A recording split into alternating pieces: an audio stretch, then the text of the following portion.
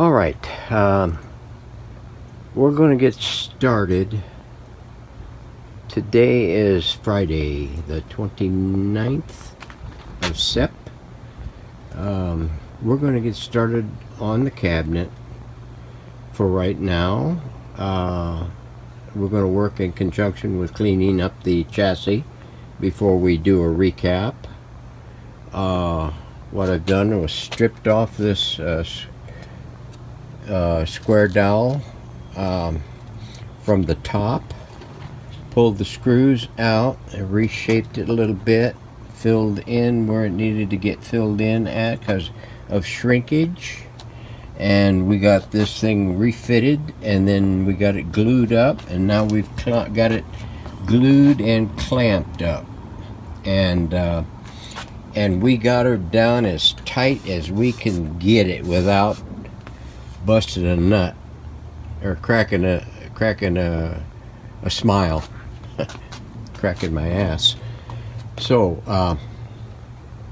we're going to let that cure up in the next couple of hours real good, and then we're going to put the screws back in it, and we're going to tighten up any other screws in here that we can get to.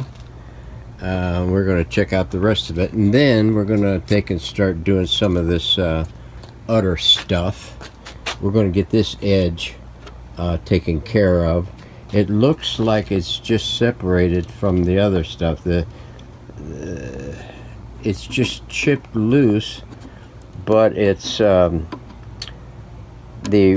stuff where it's cracked is stuck to the substrate, and the other stuff is come loose. So we're gonna get it all back in tight and together as good as we can, and then we're just gonna fill the rest for whatever we need there. The rest of it is going to be pretty cut and dried. I think we'll take care of this in a later segment, and then we'll check her out real good and see that we got her good and tied up. We're rub down the inside so we can get a finish, a preliminary scratching, so we can do some refinishing on the inside of the cabinet, and then we're going to go to the sanding on the outside of the cabinet. So hang in there, we'll do the same. Okay, before we get started on this, the one thing I wanted to cover on this, for those who may have thoughts on, or has just realized that this is not like the one that's posted onto the Radio Museum site. I kind of noticed that, not right off the bat, but second off the bat. I didn't realize it until I was halfway to second base. The configuration on this one is different than the one shown in the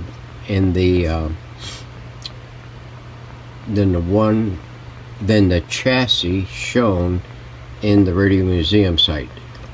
If you go through the pictures on the Radio Museum site, you'll see the second or third or fourth picture shows the back side, and the back side of the radio is different than what it looks like on this. On the one on their site, the transformer is over here in this corner, and these tubes are shuffled around, and these E-cans are in a different spot. And I noticed that right off the bat, and I thought, well, there must be something else. There's something else about this thing. Well, this one here, I could not see any coding on this for chassis type, chassis code. Now, in here, now I downloaded this information off of the Radio Museum site and got it printed out, and it's got a chassis code of 100.150. Now, if you and the schematic is correct for this, well, at least so far it checks out for that. Now up here you see this is what they show on their site, and it shows 1936 Sears Roebuck manufacturer brand. Okay, it shows 4563 chassis 100.150. Well, if you look here, it should be a 100 Sears Roebuck and Company, Chicago. The Sears 4563 is an AC operated 6-tube, blah blah blah blah blah. Chassis 100.150 and schematic used in this model, also used in Silvertone model 1986. Well, thus, the service information schematic found on the Silvertone Radio Service Information Manual for 28 to 36 is valid for this model also. See details and summaries about Sears catalogs, etc. This model was manufactured for Sears by Stuart Warner, Chicago. Sears manufacturer source code number 100. So, a 100.150. That's what this is. This is my radio. Well, the one I have anyway. Here is the one. It's got a 101 code, 407. And this is the one you'll see in the picture, second or third one, that has the transformer up here, not over here. Here is your two E-cans right here. The A7, it uses an 84 rectifier and a 78 IF, whereas this one here uses an 80 rectifier and a 6D6 IF. 6D6, yes, 6D6 and a 78, yeah, 6H6. Okay, so the only difference is this one and the rectifier and the configuration of the two. So somehow or another I lucked out and got downloaded the correct one. The one in there that I got under my riders is got the one for that chassis. It shows 3 different kinds, and it is for the 1987 thingy.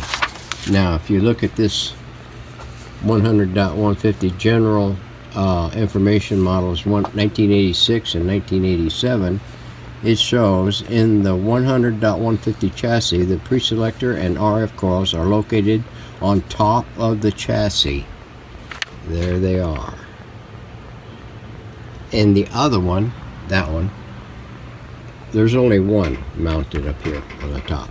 So I managed to get the proper one located right off the bat, I guess just by luck, and just happened to check it out, and that's that one.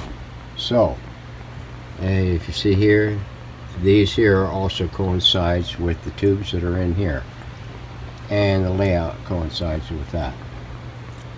So I just wanted to cover that real quick before jumping into this, in case some of you caught it. And like I had to do a double, triple, quadruple take in order to find out what the heck am I looking at here. The radio's not the same chassis. So I can slow down now, and my heart can stop rapid pulsing and making my head throb. So we'll get on with it. We've got the cabinet preliminaries clamped up right now. We're going to take and strip these components off of here, and the tubes, and the dial thing, and whatever else we can get off of this thing, so we can clean this chassis up. So thanks for watching. Okay, here we are.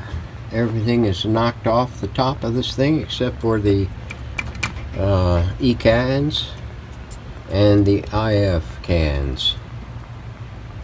I think we can clean these up without too much of a trouble, and we can scour this up pretty good. We're going to clean this up, and I don't know if we'll elect to do take this cap time shell off like we did the last one, because it's not rusted up like the other one was. So we'll see how good that cleans up, and we'll just go ahead and prime it and shoot it separate from the chassis. We've got everything else taken off of it: the dial, cup, the drum, and of course the overhead coils that were over here in the corner. And then I've got the mount for this dial dish, and the tuner out in the dip. So now we're going to take this out and put it on the bench and squirt it down a little bit with some super goop, and clean and start rub-a-dub-dubbing it and seeing how good it's going to come out. Let me look at the back side and refresh my memories. Oops. Yeah, okay. I've got the one sticker on the back and an ID there, and we've got an ID there, the LI something. LI something. I'm not going to worry about that one. That one there we're going to do something with. I got to get a pic of it and some pics of these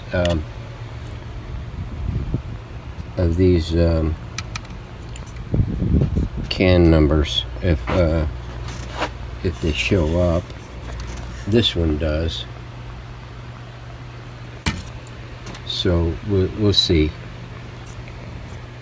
Yeah, those are mounted pretty good, so I'm not going to worry too much about it. So let's get started and clean this thing up, and we can move on.